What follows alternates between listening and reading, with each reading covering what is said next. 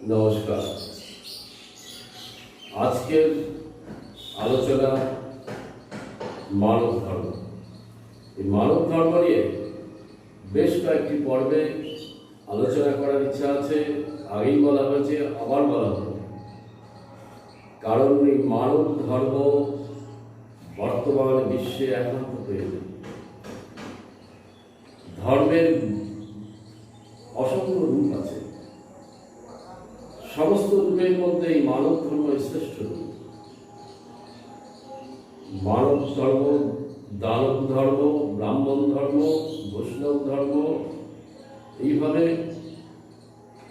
যত রকমের ধর্ম হতে পারে, তার মধ্যে মানব ধর্ম শ্রেষ্ঠ রূপ। তাই চণ্ডীদাস বলেছিলেন, সবার গোর মানুষ সত্য তাহারই করতাম। এই অপূর্ব সুন্দর এই কথাটি, এই অপূর্ব গুরুত্বপূর্ণ এবং মধুর শব্দটি আজ পর্যন্ত আমরা ঠিক মতো বুঝতে পারলাম না। এটা একটা বাণীর মতোই হয়ে রয়ে গেল, যে বাণীকে কেন্দ্র করে মহাবিপ্লব আসা দরকার ছিল, সেই মহাবিপ্লব আসেনি। একটা জিনিস আমাদের মনে রাখা দরকার, যে কোনো ঝড় হোক, তুফান হোক, তার একটা নির্দিষ্ট শক্তি থাকে। সেই ঝড় চলে যাওয়ার পর তার ভাঙা গড়ার কিছু ক্ষমতা থাকে। সেই ক্ষমতা দিয়ে, সেই শক্তি দিয়ে কিছু ভাঙা গড়া করে যায় এবং তার এফেক্ট, অর্থাৎ তার ফল কখনো 3 মাস, কখনো 6 মাস, কখনো 1 বছর, বা কখনো আরো একটু বেশি সময় ধরে থাকতে পারে। কিন্তু আমাদের মনে রাখতে হবে, ওই ঝড়কে দিয়ে, ওই তুফানকে দিয়ে যদি আমরা আবার সেই ফল পেতে চাই, তা কখনো সম্ভব নয় এবং হাস্যকর বটে। যে কোনো বিপ্লব, যে কোনো ঝড়, যে কোনো তুফান, যে কোনো মুভমেন্ট যখনই সমাজে জাগ্রত হয়, যখনই সমাজে সংগঠিত হয়, তখন তার একটা বিশেষ ক্ষমতা থাকে, শক্তি থাকে। সেই শক্তি দিয়ে একটা সীমা পর্যন্ত পরিবর্তন বা সংগঠন করে থাকে, কিছু গঠন করে থাকে, কিছু ধ্বংস করে থাকে। অর্থাৎ যা অপ্রচলিত, যা আমাদের স্থবির করে রাখে, যা আমাদের পিছিয়ে দেয়, এমন যে জিনিসপত্রকে আমাদের ধ্বংস হওয়া দরকার, আর যা কিনা অগ্রগতি এনে দেবে, যা কিনা অগ্রগামী করবে, তাই আমাদের ধরে রাখতে হবে। এবং এই বিপ্লবকে কেন্দ্র করে আমরা এইসব লাভ করে থাকি, যার ফলে আমরা দেখেছি প্রতি যুগে যুগে এক একটা বড় বড় বিপ্লব হয়েছে এবং সেই বিপ্লব একটা সময় পরে সে থেমে গেছে। তার ফল, তার এফেক্ট একটা সময় পর্যন্ত এসে দাঁড়িয়ে পড়ে। তাই প্রয়োজন হয় নতুন আরেকটি বিপ্লবের। তাই বর্তমান সারা বিশ্বে যে অশান্তির বা অরাজকতার পরিবেশ তৈরি হয়েছে, কেউ কাউকে মানছে না, মানলেও তার একটা লিমিট আছে। এই যে অবস্থা তৈরি হয়েছে, ধর্মকে কেন্দ্র করে, কখনো দেশের সীমাকে কেন্দ্র করে, কখনো কেউ কাউকে অদালত করে রাখতে চাইছে, কন্ট্রোলে রাখতে চাইছে, সে শুনছে না। এই পরিস্থিতিতে আমাদের মানব ধর্ম একান্ত প্রয়োজন। মানব ধর্মই সারা বিশ্বের শান্তি, নিরাপত্তা, স্বস্তি এবং সমাধানের একমাত্র পথ। সেই মানব ধর্ম নিয়ে আমাদের পরপর আলোচনা চলছে। আগেই বলা হয়েছে, কয়েকটি পর্বে এই আলোচনা সমাপ্ত করা হবে এবং এর আগে সত্য এবং সেবা, মানব ধর্মের 21টি গুণের মধ্যে, 21টি বৈশিষ্ট্যের মধ্যে বা 21টি ধর্মের মধ্যে দুটো ধর্মের আলোচনা এর আগে হয়েছে। আজকে তৃতীয় পর্যায়ের আলোচনা। আজকের আলোচনা হলো তপস্যা। সত্য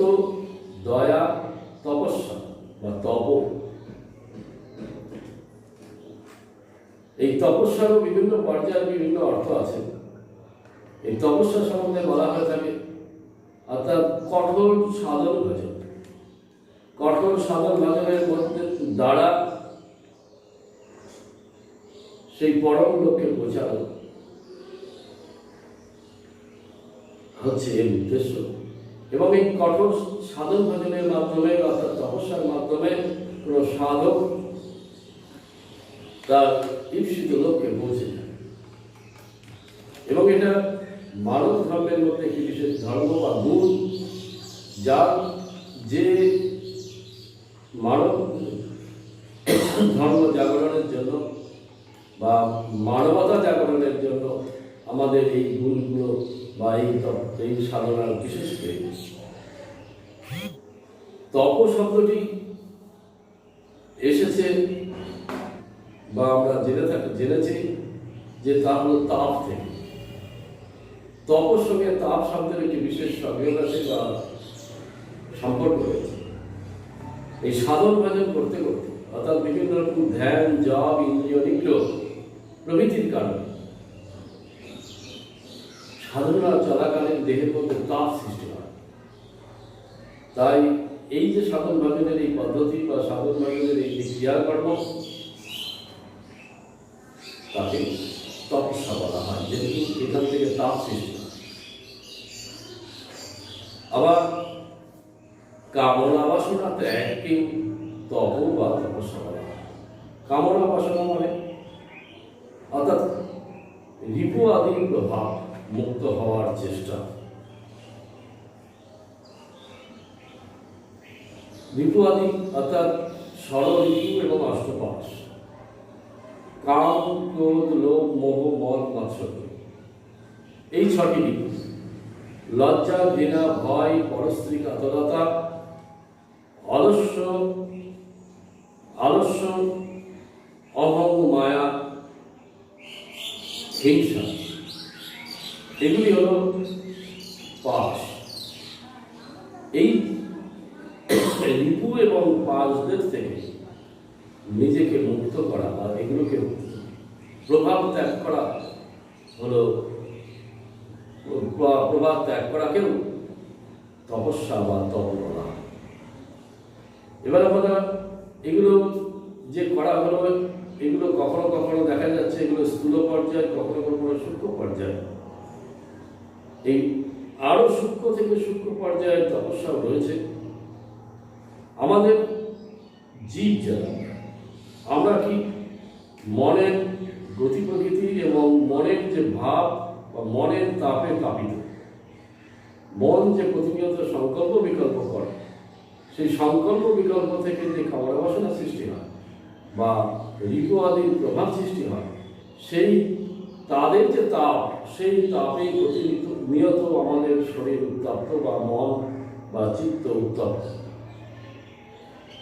তাই আমাদের আসল উদ্দেশ্য হল এখান থেকে বেরিয়ে, অর্থাৎ এই রিপু আদির তাপ থেকে মুক্ত হয়ে গভীর অন্য তাপে দেহ, মন, চিত্তকে তাপিত করা, অর্থাৎ 24 তত্ত্বকে তাপিত করা। দেহ, মন, চিত্ত, বুদ্ধি, দেহের সমগ্র অঙ্গ প্রত্যঙ্গকে, এমনকি চেতনাকে চৈতন্যের তাপে তাপিত করাই হচ্ছে আসল তপস্যা। চৈতন্যের তাপে অর্থাৎ স্বয়ং পরম ব্রহ্ম বা ঈশ্বরের তাপে অন্তরকে তাপিত করা। এই অন্তরকে তাপিত করতে গেলে যা যা করা হয় সবই এই তপস্যা বা কঠোর সাধনার মধ্যেই পড়ে। এইভাবে তপস্যা করতে করতে যখন এই তপস্যায় বা তাপে বা তপতে, অর্থাৎ সেই চৈতন্যের তাপে বা ব্রহ্মের তাপে সর্বদা তপ্ত বা তাপিত থাকতে পারা যাবে, তখনই দেখা যাবে সর্বদা তার মধ্যে সেই তপস্যার গুণ বিরাজ করবে। এটি হলো আমাদের উদ্দেশ্য। অর্থাৎ ব্যতিক্রম অর্থাৎ অমনুষ্যত্বের প্রভাব মুক্ত হয়ে সম্পূর্ণরূপে মনুষ্যত্ব বা সত্যের প্রভাবে বা সত্যের তাপিতে অন্তরকে তাপিত করে সেই অবস্থায় বিরাজ করে। এর জন্যই আমাদের এই তপস্যা। এই তপস্যা মানব ধর্মের একটি বিশেষ ধর্ম। এই তপস্যা ছাড়া আমাদের যে জীব ধর্ম রয়েছে, আমাদের যে পশু ধর্ম রয়েছে, সেই পশু ধর্ম বা জীব ধর্ম থেকে আমরা কখনো বেরোতে পারব না।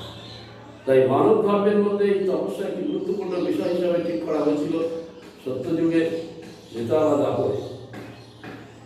এখনো সেই তপস্যা ছাড়া কেউই মানুষ হতে পারছে না। আর যারা মানুষ হয়েই আছে তাদের জন্য তপস্যার প্রয়োজন নেই, যারা জন্ম থেকেই বা প্রথম থেকেই মনুষ্যত্বে প্রতিষ্ঠিত। কিন্তু সেই ব্যক্তির সংখ্যা খুব কম বা নগণ্য। গুটিকত ব্যক্তি পাওয়া যায় যাদের মহাপুরুষ নামে পরিচিত হয়। আবার এই মহাপুরুষদের মধ্যেও অনেক সময় কঠোর তপস্যার কথা দেখা যায়। বিবেকানন্দের মতো অনেক মহাপুরুষ কঠোর তপস্যার মধ্য দিয়ে সবে তারপর ঈশ্বরে পৌঁছেছেন, অর্থাৎ মানুষ হয়েছে, পূর্ণ মনুষ্যত্বে পৌঁছেছে, সত্যের সঙ্গে সর্বদা যুক্ত থেকেছেন বা সত্য যুক্ত হয়েছেন। তাই পরম সত্য বা চৈতন্য বা ব্রহ্মের তাপের তাপিত হওয়াই। ব্রহ্মের তাপ কি? ব্রহ্মের তাপের অনেক প্রেক্ষাপট আছে। ব্রহ্মের তাপই হল মনুষ্যত্ব। ব্রহ্মের তাপই হল সর্বদা সত্যে যুক্ত থাকার অবস্থা, এবং মনুষ্যত্বই হল সেই অবস্থা, মানবতাই হল সেই অবস্থা। তাই মানবতা মানুষের একমাত্র ধর্ম। কেননা মানবতাই মানুষকে, চেতনাকে সর্বদা মনুষ্যত্ব, পরম সত্য বা ব্রহ্ম বা চৈতন্যে যুক্ত করে। তখন তার মধ্য দিয়ে আসরিক ধর্মের কোনো প্রকাশ হয় না।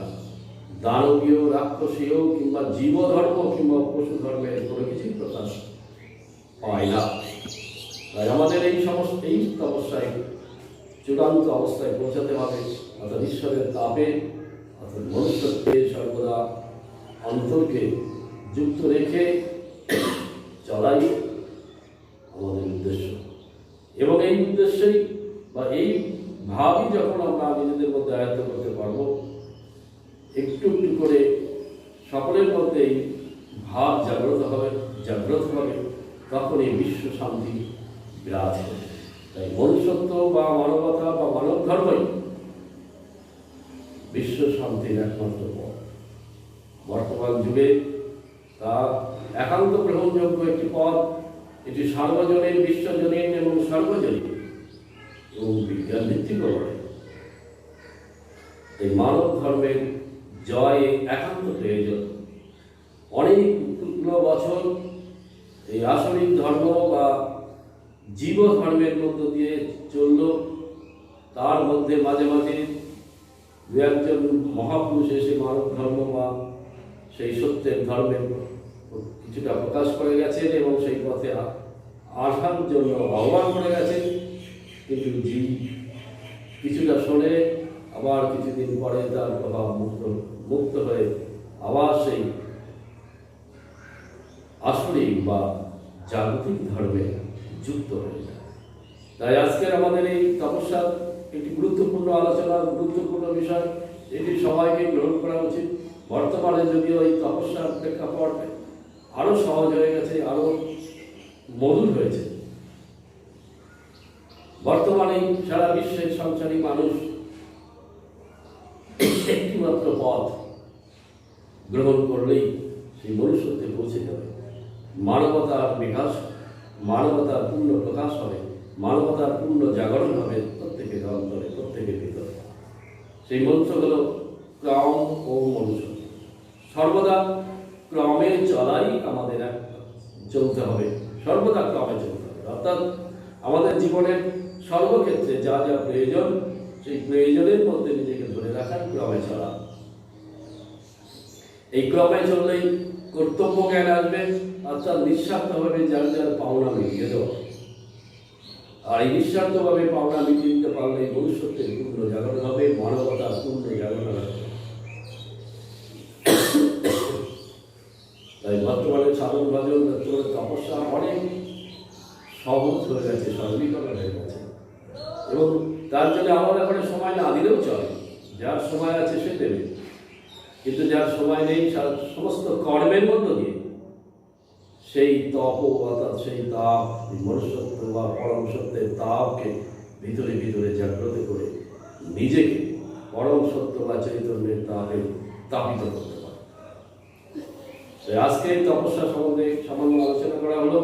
আজকের মতো আলোচনা এখানে শেষ হলো। নমস্কার। সকলে ক্রমে থাকুন, সকলে ভালো থাকুন।